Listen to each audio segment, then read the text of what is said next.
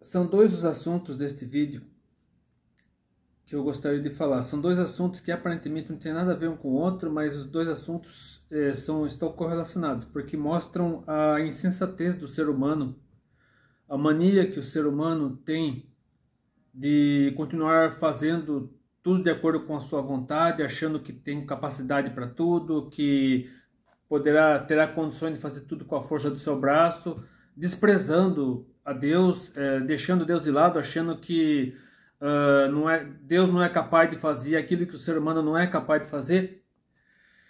E eu quero falar primeiro a respeito do tema que está sendo o mais comentado, o mais debatido, o mais polêmico, enfim, que está no topo dos noticiários, sobre o qual todo mundo está falando, que é a confusão que aconteceu em Brasília anteontem. Eu estou gravando esse vídeo no dia 10 de janeiro de 2023, e anteontem, dia 8 de janeiro,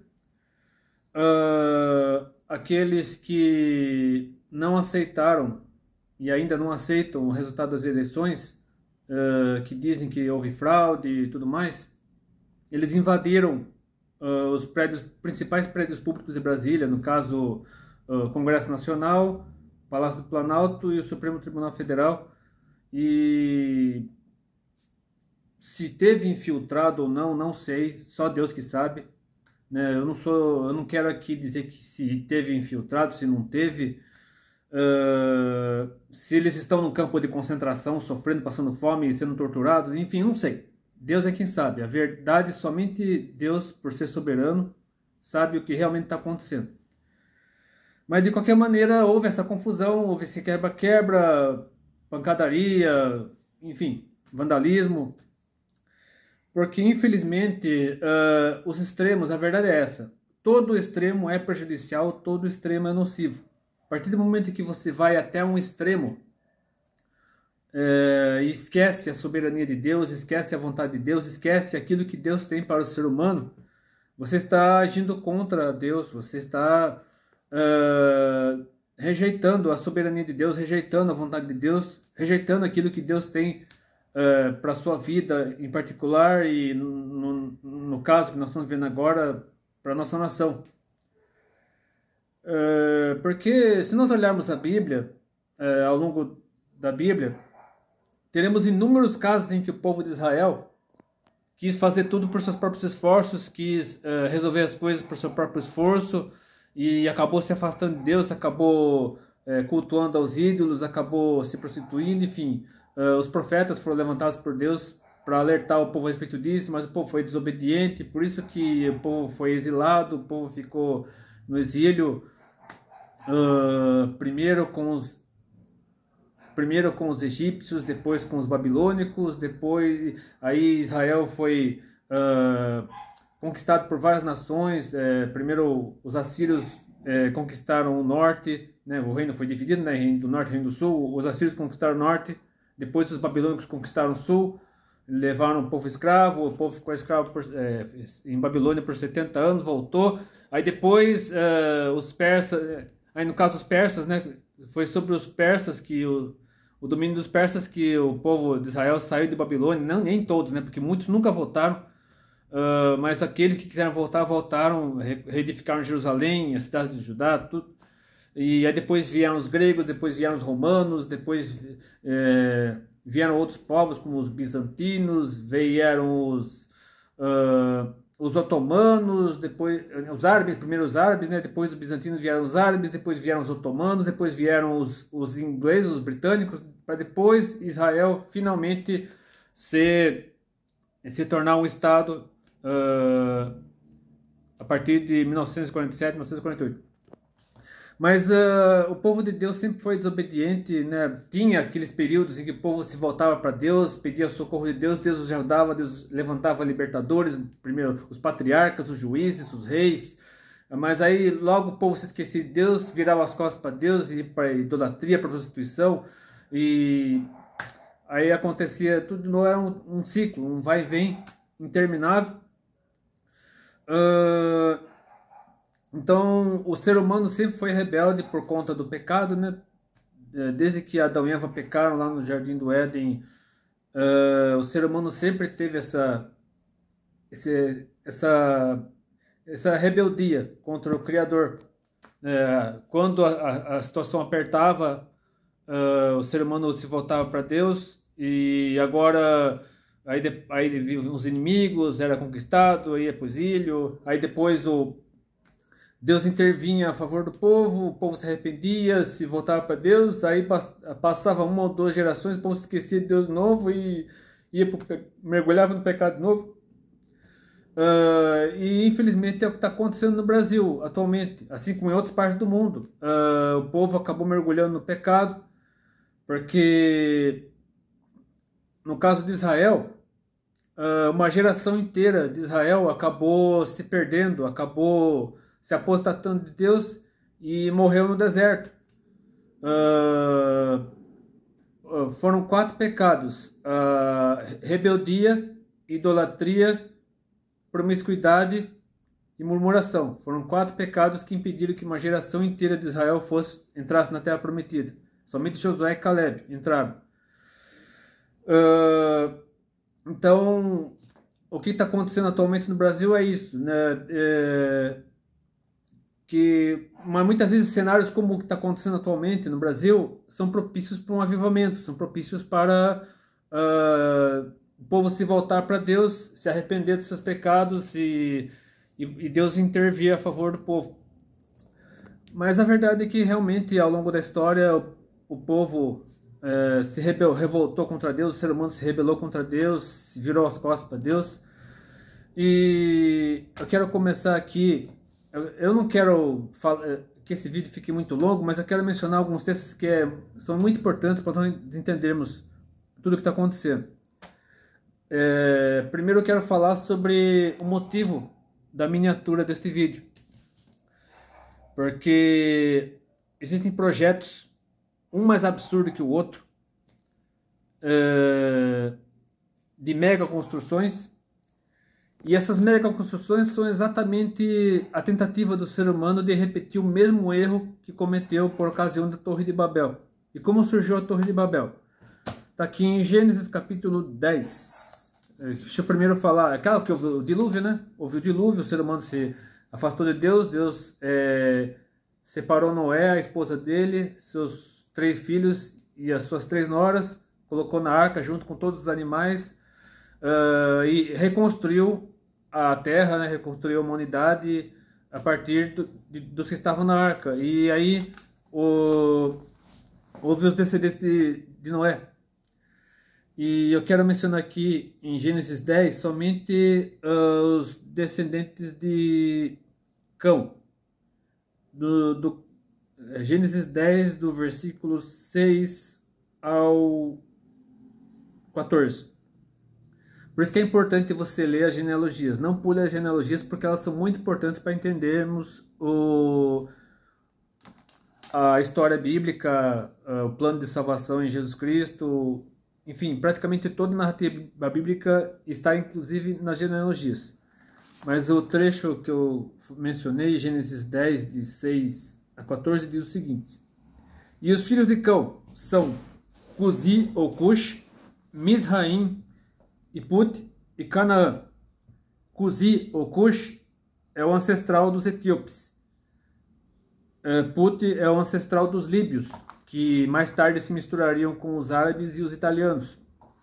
E Canaã, obviamente, que é o ancestral de todos os povos pagãos que habitavam onde é hoje Israel, Palestina, enfim.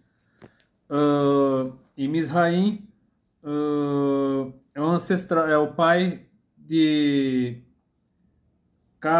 Casluim, que é o ancestral dos filisteus, que os filisteus, dos filisteus surgiram os palestinos, que hoje reivindicam Israel.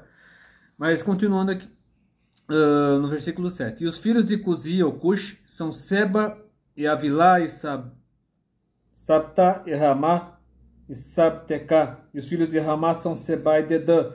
E Cuzi ou Cush gerou a Nimrod. Este começou a ser poderoso na terra, e este foi poderoso caçador diante da face do Senhor, pelo que se diz, como Nimrod poderoso caçador diante do Senhor. E o princípio do seu reino foi Babel, e Ereque, e Arade, e Cainé, na terra de Sinar. Desta mesma terra saiu a Síria e edificou a Nínive, e Reobote-ir, e Calá, e Rezém entre Nínive e Calá. Esta é a grande cidade.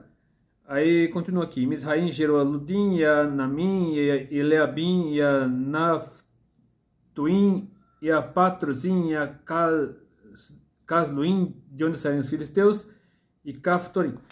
No caso de Nimrod, ele foi o construtor de Babel, assim como de outras cidades, como mencionei aqui, cidades grandes, inclusive Nínive, que seria a capital da Síria, que Jonas pregou para Nínive, para que Nínive se arrependesse, a cidade se arrependeu, só que veio outra geração e a cidade acabou se afastando de Deus de novo, e Deus, por meio dos babilônios, destruiu Nínive, como está lá no livro de Naum.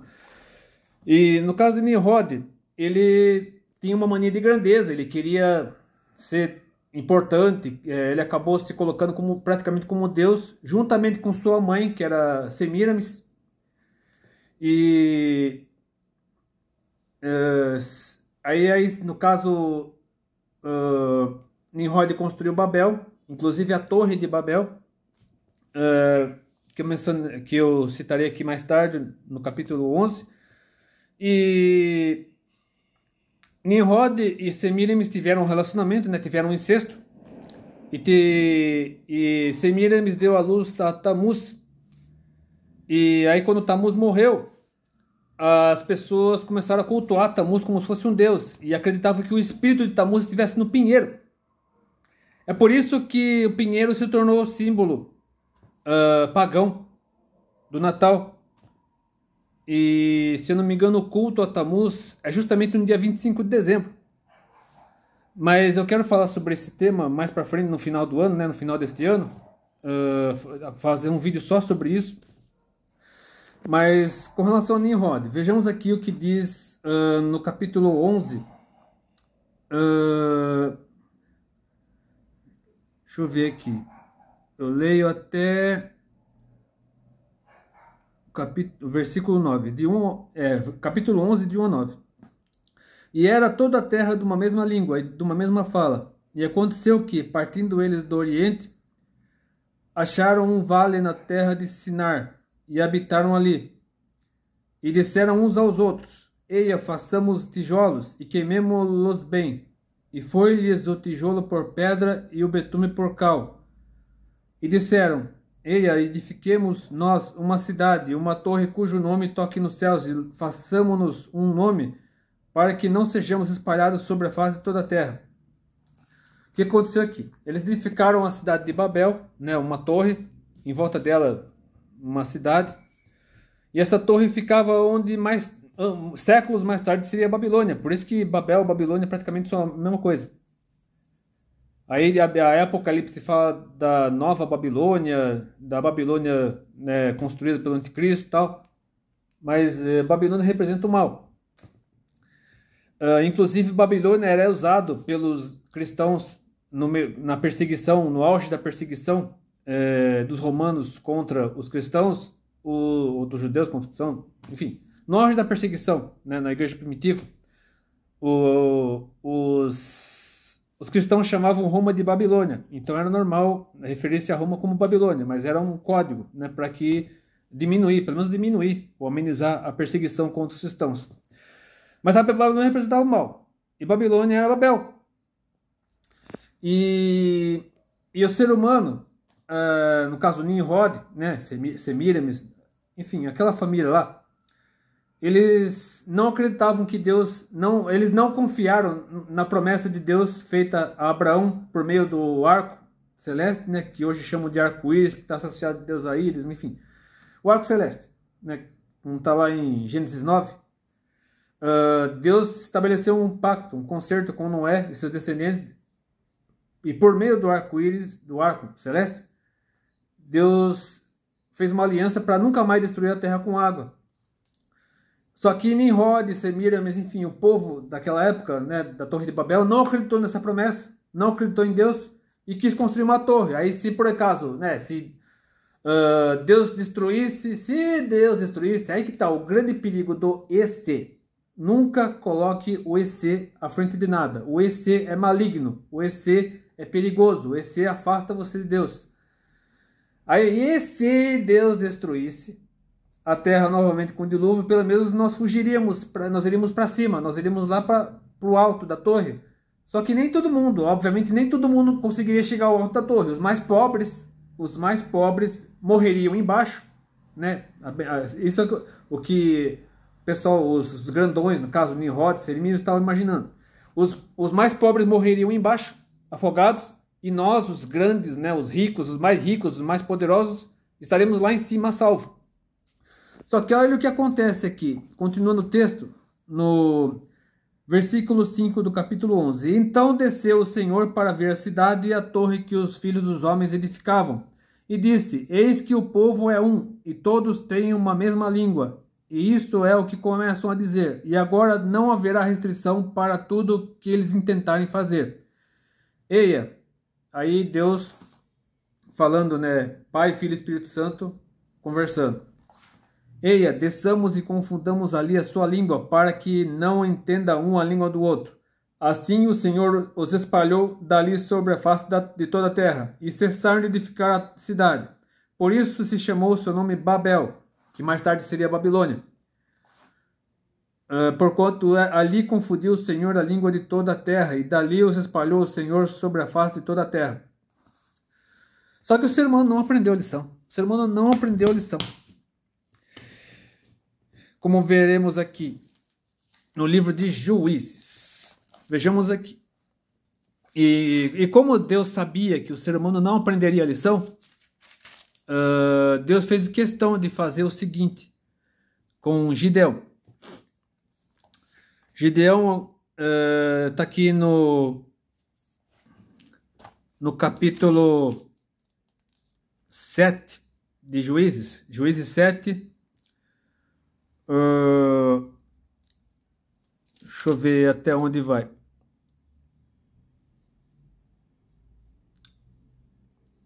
Até o versículo 7. De 1 a 7. Então Jerubaal, que é Gideão, ele foi chamado de Jerubaal porque ele destruiu os deuses da família e tal. Quiseram matá-lo, por isso que recebeu o nome de Jerubaal. Então Jerubaal, que é Gideão, se levantou de madrugada e todo o povo que com ele havia, e se acamparam junto à fonte de Arode, de maneira que tinha o arraial dos midianitas para o norte, pelo outeiro de Moré no vale. E disse o Senhor a Gideão, muito é o povo que está contigo, para eu dar aos midianitas em sua mão, a fim de que Israel não se glorie contra mim, dizendo, a minha mão me livrou. Agora, pois, apregou os ouvidos do povo, dizendo, quem for covarde e medroso, volte, e vá-se apressadamente das montanhas de Gileade. Então voltaram do povo 22.000, e 10.000 ficaram. Eram 32.000.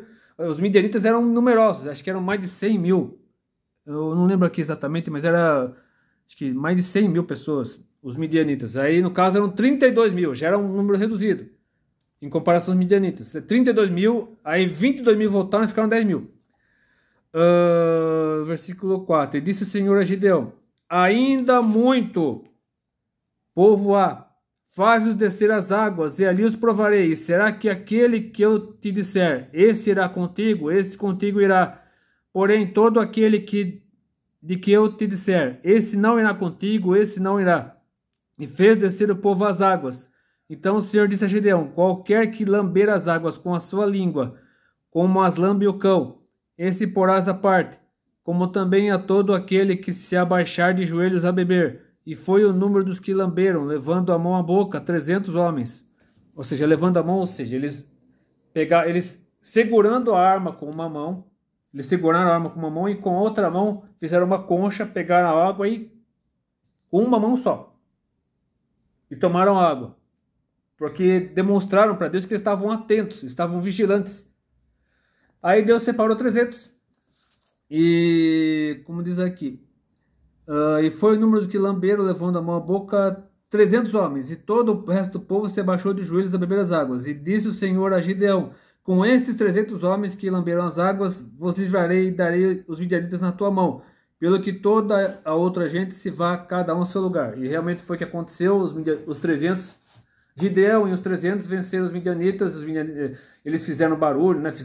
Ficaram em volta do acampamento dos midianitas, aí cada um com um vaso, quebrou o vaso, uma tocha na mão, acho que uma corneta, assim, né? Um chofar, não sei. Aí os midianitas mataram uns aos outros, um acabou brigando, acabou enfiando a espada no outro, eles mataram, um matou o outro. Ou seja, foi a mão de Deus que fez com que o povo de Deus vencesse Midianitas, só com 300 homens. Ou seja, quando Deus está na frente, quando Deus está no comando, é sucesso, é êxito, o povo vence, existe a vitória. Mas quando o povo se afasta de Deus, aí acontece tudo de ruim mesmo. E eu poderia aqui mencionar inúmeros exemplos, como por exemplo, quando Josué teve lá, que antes dos juízes, né, o povo venceu, invadiu a cidade de Ai, e aí Acã acabou pegando o que era proibido, aí o povo perdeu a guerra contra Ai. Eu poderia falar inúmeros exemplos, mas eu mencionei só esses aqui para mostrar claramente que quando o ser humano tenta fazer as coisas pelos próprios esforços, ele se dá mal. Mas quando Deus está na frente, Deus está no comando, aí a vitória é certa. Mas voltando lá ao caso da Torre de Babel. Existem projetos, existem projetos um mais absurdo que o outro, de construção de mega construções, mega torres. Existem vários projetos, um mais absurdo que o outro, mas eu quero mencionar apenas dois. Um deles é o que está na miniatura desse vídeo, que é uma torre, um prédio de 10 km de altura, que os japoneses pretendem construir em Tóquio. Só que se você for lá no mapa de Tóquio, Tóquio é uma das maiores metrópoles do mundo. A área metropolitana de Tóquio praticamente está tomada de prédios, tomada de construções, tomada de gente, enfim. Os poucos espaços verdes, as poucas áreas livres que existem ali, são áreas verdes com prédios históricos. Inclusive, em uma dessas áreas verdes está o Palácio Imperial, que é onde trabalha e onde mora o imperador do Japão, o Akihito, no caso. Não, Akihito não, o Naruhito, agora o Naruhito. E então o Naruhito, que é o atual imperador do Japão, mora e trabalha nessa região aí, onde fica o Palácio Imperial. Então, a única alternativa para o Japão construir uma torre de 10 km de altura seria construir uma ilha artificial, porque lá na Baía de Tóquio, construir uma ilha gigantesca, uma ilha imensa, né, de não sei quantos quilômetros de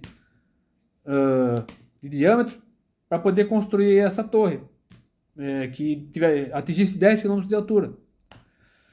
E outro projeto ainda mais absurdo, inclusive tem participação de gente daqui de Sorocaba, no Parque Tecnológico de Sorocaba tem gente que está trabalhando nesse projeto, que é o do elevador espacial, que é um elevador de 100 mil quilômetros de altitude, que dizem, né, provavelmente será um elevador construído no Equador, né, na linha do Equador, que dizem que esse elevador ele aproveitará o movimento de rotação da Terra para funcionar como se fosse uma força centrífuga, que tem um lastro lá em cima, e com o movimento da Terra ele giraria junto com a Terra, enfim, um negócio absurdo. Mas pretende construir, já existe projeto para construir, em projeto internacional, com parceria de vários países, inclusive do Brasil, para a construção desse elevador espacial de 100 mil quilômetros de altura. E esses projetos são nada mais nada menos do que uma repetição, né, versões muito mais pioradas da Torre de Babel. Só que, mais uma vez, quando o ser humano tenta fazer coisas como essas, Deus intervém, Deus não permite. E eu acredito que esses projetos nunca sairão do papel, porque a volta de Jesus está próxima, Jesus está voltando. E por mais que o ser humano queira fazer as coisas pelos próprios esforços, queira intervenção de outros seres humanos, queira que outros seres humanos façam e aconteçam, enfim, estabeleça ordem, paz, justiça. É impossível. O ser humano jamais conseguirá fazer isso. Mas o Deus, sim. Deus pode até usar seres humanos, Deus pode até usar pessoas, como Deus chegou até a usar um pagão, no caso Ciro, o rei da Pérsia. Deus usou Ciro para que o povo que estava em Babilônia voltasse para Jerusalém, voltasse para a Judéia, para a reconstrução de Jerusalém. Mas é a soberania de Deus. Deus é soberano, Deus é justo, é soberano. Tudo está no controle dele, tudo está nas mãos dele. E eu quero encerrar esse vídeo com alguns textos, mais alguns textos, para mostrar, evidenciar que Deus é que tem que estar no controle de tudo. Deus é que tem que estar no comando de tudo. Primeiramente, quero ler aqui o Salmo 19, versículo... Salmo 20, desculpa. Salmo 20, versículo 7. Que é um salmo que eu compartilhei hoje no Reels do Instagram. Que é um texto bíblico que todo mundo deveria ler, todo mundo que está querendo mudança, está querendo implantar a ordem, que está querendo implantar isso e aquilo no Brasil, deveria ler esse texto. O Salmo 20, versículo 7 diz o seguinte: uns confiam em carros e outros em cavalos, mas nós faremos menção do nome do Senhor nosso Deus. Ou seja, o ser humano é falho, o ser humano é pecador, o ser humano erra, o ser humano ele pode falhar, ele pode errar. Quando você confia no ser humano, certamente você se decepcionará, você certamente se frustrará. Tem um texto aqui que eu não lembro de cabeça que diz: maldito o homem que confia no homem, porque ele acaba se apartando de Deus. Quando o ser humano confia em outro ser humano, deposita sua confiança demais em outro ser humano que é falho, pecador, que pode errar, que pode decepcionar, a decepção é certa, a decepção é praticamente certa. Mas quando você confia em Deus, quando você deposita a sua vida nas mãos de Deus, sua família, a sua cidade, seu estado, seu país, nas mãos de Deus, a vitória é certa. Deus intervém a favor daqueles que o buscam, daqueles que o temem. Quero ler aqui também Provérbios capítulo 19. Aí sim, Provérbios 19, versículo 3. A estultícia do homem perverterá o seu caminho, e o seu coração se irá contra o Senhor. Ou seja, quando o ser humano é insensato, quando o ser humano é nécio, é louco, é fora da casinha, e confia em sua própria capacidade, ou confia em outras pessoas, ele acaba se pervertendo e coloca a culpa em Deus. Como se Deus fosse culpado. Deus se esqueceu da humanidade, Deus virou as costas para mim. Existe inclusive um líder cristão, né, que não é mais cristão, eu acredito que não é mais, posso considerar mais como cristão, que prega hoje em dia o teísmo aberto, no qual Deus se afastou da humanidade, Deus se afastou do universo, Deus está assistindo tudo de camarote, Deus não tem mais influência nenhuma sobre o universo, não tem mais influência nenhuma sobre o mundo. Então esse é o teísmo aberto. Então essa doutrina de que Deus não está nem aí mais para a humanidade, virou as costas para o mundo, virou as costas para o ser humano. Ou seja, o ser humano se revolta contra Deus e ainda coloca o culpa em Deus. E quero ler também aqui Mateus 24. Eu lerei aqui do 1 ao 14, primeiramente, que Jesus estava lá em Jerusalém. Aí diz assim o texto: e quando Jesus ia saindo do templo, de Jerusalém no caso, aproximavam-se dele os seus discípulos para lhe mostrarem a estrutura do templo, que era o templo construído por Zorobabel, o templo lá da volta de Babilônia, reformado por Herodes o Grande. Jesus, porém, lhes disse: não vedes tudo isso? Em verdade vos digo que não ficará aqui pedra sobre pedra que não seja derrubada. E estando assentado no Monte das Oliveiras, ou seja, de sair de Jerusalém e se assentar no Monte das Oliveiras, chegaram-se a ele seus discípulos em particular, dizendo: dize-nos quando serão essas coisas e que sinal haverá da tua vinda do fim do mundo. E Jesus respondendo disse-lhes: acautelai-vos que ninguém vos engane, porque muitos virão em meu nome, dizendo: eu sou o Cristo. Enganarão muitos. E ouvireis de guerras e de rumores de guerras. Olhai, não vos assusteis, porque é mistério que isso tudo aconteça, mas ainda não é o fim. Porquanto se levantará nação contra nação e reino contra reino, e haverá fomes e pestes e terremotos em vários lugares. Mas todas essas coisas são um princípio de dores. É o que está acontecendo atualmente no mundo, e o pessoal acha que o mundo vai acabar, o mundo é o fim do mundo, é isso, é aquilo, mas é só o princípio, ainda é o princípio. Ainda não é a grande tribulação. Então vos hão de entregar para seres atormentados, e matar-vos-ão, e sereis odiados de todas as gentes por causa do meu nome. Nesse tempo muitos serão escandalizados e trair-se-ão uns aos outros, e uns aos outros se aborrecerão, e surgirão muitos falsos profetas e enganarão a muitos. É por isso que existem tantos vídeos de teoria da conspiração, tantos vídeos apocalípticos, filmes apocalípticos, que as pessoas ficam com medo, ficam apavoradas, ficam tenebrosas, confiando nesses vídeos, achando que esses vídeos são verdade, mas é tudo mentira. E por se multiplicar a iniquidade, o amor de muitos esfriará. Por isso que você vê tanta gente hoje em dia saindo da igreja. Muitos se afastando da igreja, muitos com a fé fraca, muitos se apostatando, muitos se desviando, muitos abandonando a música cristã indo para a música secular, muitos deixando de lado da igreja, pararam de orar, pararam de ler a Bíblia e passaram a se lambuzar com as coisas do mundo. Mas aquele que perseverar até o fim será salvo. E este evangelho do reino será pregado em todo o mundo em testemunho a todas as gentes. E então virá o fim. Ou seja, o fim só virá após o evangelho do reino ser pregado a todo mundo, após cada ser humano da face da terra ouvir de Jesus. Nem todos aceitarão, obviamente, mas todos ouvirão. Inclusive os povos mais remotos da terra, da janela 10x40, os países mais longínquos das Ilhas Maldivas, da Indonésia, do Oriente Médio, na Coreia do Norte, todo mundo. Todos ouvirão do Evangelho e somente aí o fim virá. Somente aí Cristo virá para levar a sua igreja, para levar a sua noiva. E ainda no capítulo 24 de Mateus, no versículo 36 ao 44.